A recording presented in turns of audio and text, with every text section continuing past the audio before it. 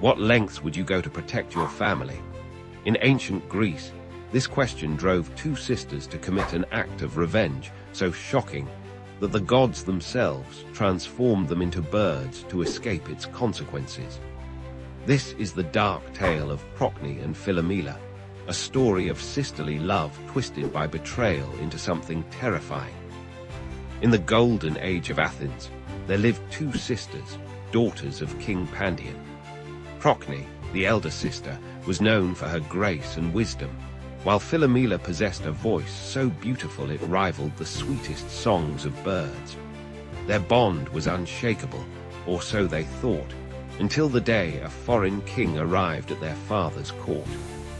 Tereus, king of Thrace, had come to aid Athens in war.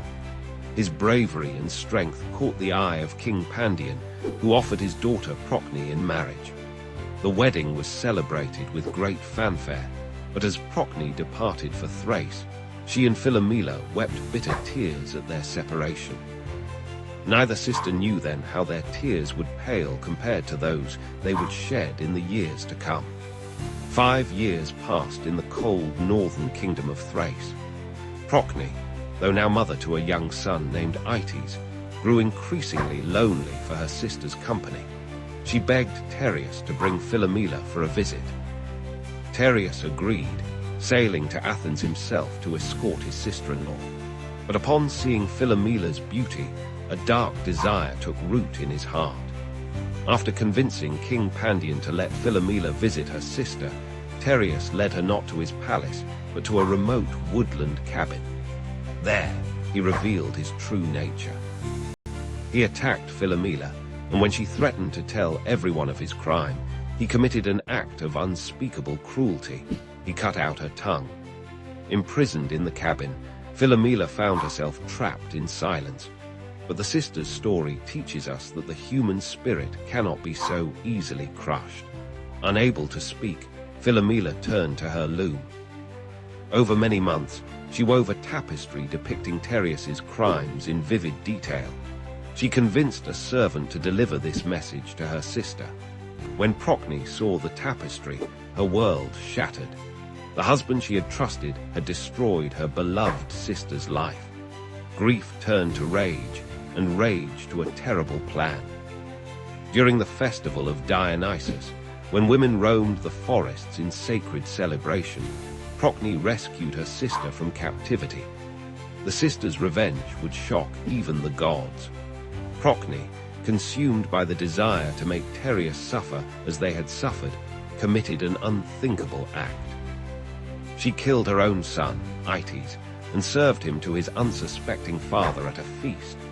Only after Tereus had eaten did the sisters reveal what he had consumed.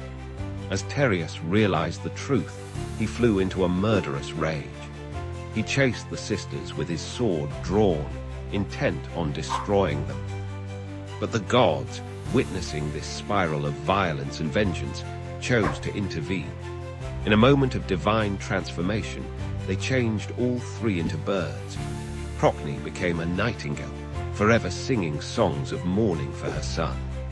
Philomela was transformed into a swallow, condemned to make only harsh, twittering sounds with her lost voice.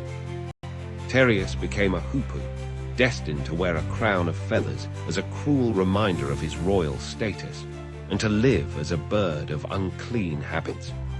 This myth resonates through the centuries because it speaks to timeless themes: the power of sisterly love, the horror of betrayal, and the consuming nature of revenge. The Greeks understood that revenge, while sometimes sweet in the moment, often leads to more suffering. The transformation of the sisters into birds suggests both escape and eternal punishment. They flee their horrible deed, but are forever marked by it.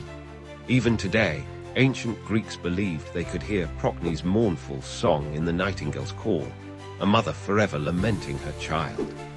The swallow's harsh cry was said to be Philomela, still trying to tell her story.